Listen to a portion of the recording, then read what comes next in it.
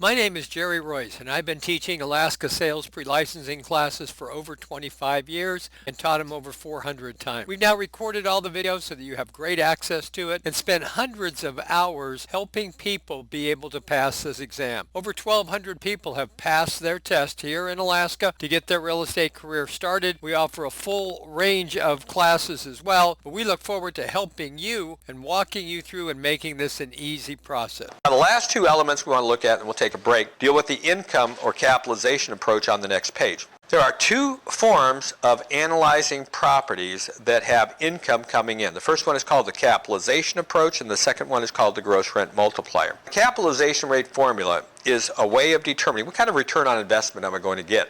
Now, if you liken this to money in the bank, if I put money in the bank, if I put $100,000 in the bank, and they're paying me 5% interest, and I receive $5,000 of income from the bank, then the net operating income from the bank would be $5,000, the capitalization rate would be 5%, and the principal that I would have to put in to earn that would be $100,000. So that's when we look at the capitalization rate formula on the bottom of the page, we just basically have to take the net annual income, so likening that to putting money in the bank, it would have been the $5,000. We divided it by the capitalization rate. The bank was paying me 5% interest, and that would tell me the property value, or how much money would I have to have put in the bank in order to generate the $5,000, and the answer would have been $100,000 to get those numbers. So the capitalization rate is designed to help us in comparing different investments. I got 100 grand burning a hole in my pocket. Do I buy stocks? Do I buy bonds? Do I put it in the bank? Or do I buy a piece of real estate? So in order to compare those various investment vehicles, we need to look at what kind of costs are going to be associated. If I put money in the bank, then I'm going to get my return without any real expenses necessarily tied to it. But if I buy real estate, I'm going to have some management expenses, I'm going to have some vacancy factors, I'm going to have some repairs and maintenance that I'm going to have to do. While I may be willing to take a 3 or 4% yield from the bank, return on investment, if it's real estate, I want a much higher rate of return because there's more risk, there's more work. I can't go out and get my money right away. It's not as liquid. And so I may say, well, I want at least a 14% return on investment in a real estate investment where I'd be willing to take a lower rate of return in other investment vehicles. So this is a way of comparing apples to oranges. Going up to the top of page 159, the income process expanded. First, we got to figure out what's the net annual income. Once we've done that, select the appropriate cap rate by market comparisons. What's the going rate out there? If you ask several of the CCIMs, the commercial people here in town, what's the cap rate on a strip mall here in Fairbanks? You'd find that 3 people that really knew what they were doing are going to probably fall within a half a point of each other. So it's not wildly crazy. Just like you would go to a bank. If you went to 3 different banks in town and asked them what their passbook savings rate is, you're not going to see one that says 2% and one that says 14. They're going to fall within a fairly narrow band because that's the going rate. And so the same thing is going to be true on a cap rate here locally in Fairbanks. And then what we're going to do after we figured out, okay, what kind of rate of return are we going to be able to get? Then we divide the net annual income by the cap rate. So 5 steps to calculate the net operating income, or NOI, can be remembered by the acronym GIVEN. The elements are, we take the gross income, subtract vacancy and rent losses, subtract the operating expenses, and that's going to give us the net operating income. When we're subtracting costs from the capitalization rate, we're going to take a look at the expenses of running the building, but we will not count the debt service against the building. And the reason is, if I were going to go down and put $400,000 in the bank, well, I wouldn't be financing that investment. If I go down to buy real estate, I have an option. I can either pay $400,000 in cash and pay it free and clear so I won't have any debt service, or I could leverage, put 10% down, and finance 90% of the investment. So the choice to put financing on the real estate was a choice that should not be counted against its return, because had I put the money down and paid cash for it, there wouldn't be a mortgage payment. Now I'm going to count the expenses and the vacancy and the management and the utilities, that's fine, but you don't count the debt service when you're calculating the net operating income when you're doing an analysis on the income approach. What you're looking at here, it's a paper loss that is hard to understand. If you're talking about tax depreciation, if you're talking about physical deterioration of the property on an ongoing basis, if you want to get into a more sophisticated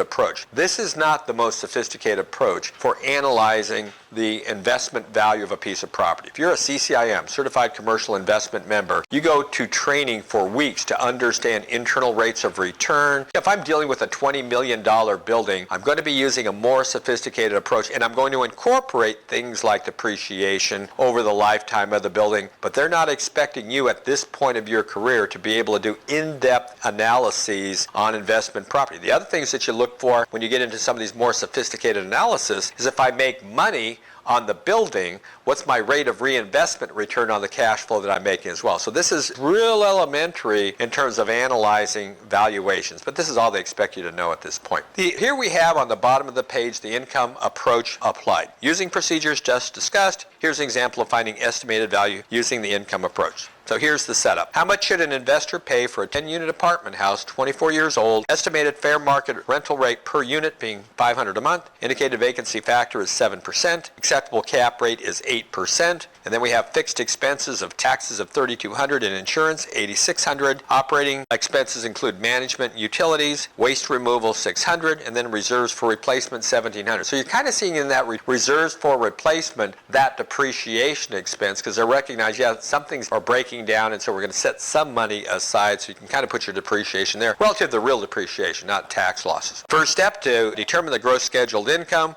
we take the 10 units, multiply them by the $500 a month rental rate. We come up with $60,000 of gross scheduled income. We then subtract the 7% vacancy and credit losses of $4,200 to give us an effective gross income of $55,800. We then subtract the fixed operating and reserve expenses of $11,520, which gives us a net operating income on this building of $44,280. Now we got to capitalize that on the next page using the formula we see here. So we take the net operating income of $44,280, the income, divided by the rate of return that we're looking for, which is 8%. And if we then divide that, we find that $553,500 would be the value of this building based on 8% capitalization rate, return on investment. The net operating income is divided by that number. Now, another way of understanding this, simply, if I put $553,500 in the bank, and the bank was giving me back an 8% return, then it would be giving me interest income of $44,280. When we're looking at the income approach, the value of the building,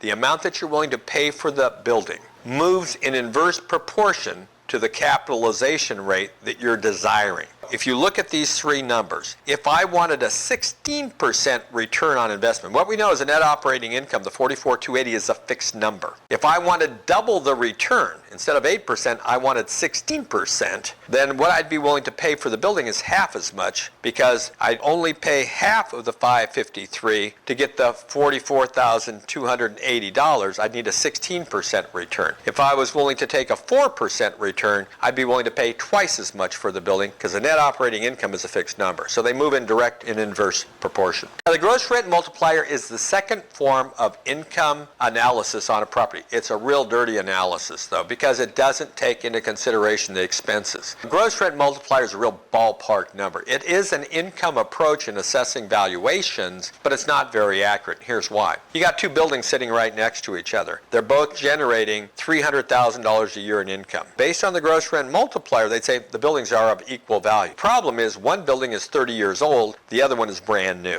The brand new building is going to have a lot lower expense load than the 30-year-old building. The income capitalization approach would catch that. The gross rent multiplier doesn't, because it just looks at the gross rent. So it's a ballpark number. Appraisers don't even use it, but it is a second form of determining value. Where you get this GRM is somebody that's been watching too much cable TV at night and says, yeah, but it doesn't have a GRM of at least 12. I don't even want to look at it. It's like, whatever, dude. So this is, do I go into a more in-depth analysis? Is it really worth it? We have additional parts for you to help you study to be able to pass the real estate exam regardless of where you're taking the test.